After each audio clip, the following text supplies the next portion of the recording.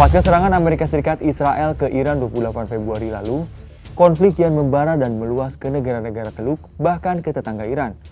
Operasi True Promise 4 yang dilancarkan Iran menggunakan drone bunuh diri dan misil menargetkan pangkalan-pangkalan militer serta kedutaan AS yang berada di kawasan Teluk, karena pangkalan tersebut kerap digunakan pasukan AS Israel untuk menyerang Iran. Menariknya, negara-negara tetangga Iran ini hanya bertahan atau menangkis serangan, namun tidak membalas. Kenapa tidak ada yang membalas? Dan sampai kapan Iran akan terus menyerang negara tetangga? Dalam upaya untuk meredakan ketegangan dengan negara Teluk, Presiden Iran Masoud Pezeshkian pada Sabtu 7 Maret 2026 menyampaikan permintaan maaf kepada negara-negara Teluk dan menyatakan Iran tidak akan lagi menargetkan wilayah mereka kecuali jika serangan terhadap Iran diluncurkan dari wilayahnya. Ia mengatakan Iran berupaya menjaga persahabatan dengan pemerintah regional di Teluk berdasarkan hubungan bertetangga yang baik dan penghormatan terhadap kedaulatan dan integritas wilayah. Iran lebih memilih diplomasi dan tidak mencari konfrontasi dengan pemerintah regional di Teluk. Namun tak berselang lama, beberapa jam kemudian serangan lanjutan terjadi lagi di negara Teluk. Serangan tetap berlanjut karena adanya desakan dari Korps Garda Revolusi Iran serta kebutuhan strategis untuk merespon ancaman keamanan dari Amerika Serikat dan Israel. Iran menegaskan akan tetap menyerang fasilitas yang dianggap digunakan oleh pihak lawan.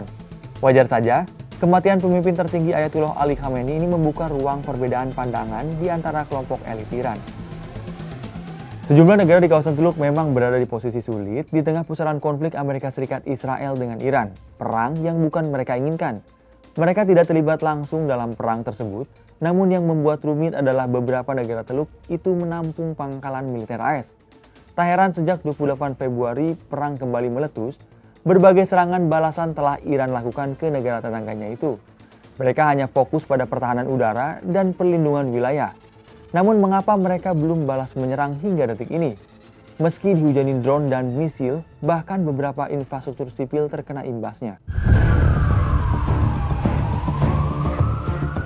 Direktur Gulf International Forum Daniel Tafer kepada Le Monde Francis mengatakan negara Teluk memiliki banyak hal yang dipertaruhkan baik dari sisi keamanan hingga ekonomi jika terseret ke dalam perang.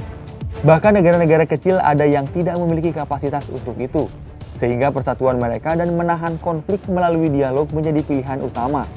Meski begitu, Arab Saudi kerap mengecam serangan tersebut dan mengancam akan membalas Iran jika serangan terus dilakukan ke wilayah kedaulatan Arab Saudi atau fasilitas energinya. Jika serangan balasan terjadi, maka perang besar akan terjadi di kawasan Teluk. Sementara seperti yang kita ketahui, kawasan ini menjadi sumber produksi dan distribusi energi minyak dan gas dunia. Belum lagi beberapa negara Teluk mulai mengubah arah perekonomian mereka menjadi pusat bisnis, investasi, dan pariwisata global seperti Qatar dan Arab Saudi. Jika perang besar terjadi, maka stabilitas yang mereka bangun hingga saat ini akan terganggu.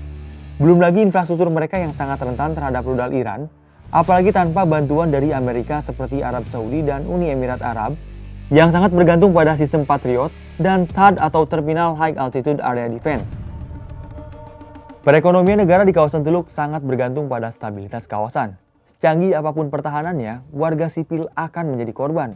Menahan diri menjadi sebuah upaya menjaga agar kawasan ini tidak berubah menjadi medan perang yang pada akhirnya membuat jutaan warga kehilangan rumah, keluarga, dan masa depan mereka. Sekian bahas peristiwa kali ini, sampai jumpa di bahas peristiwa berikutnya.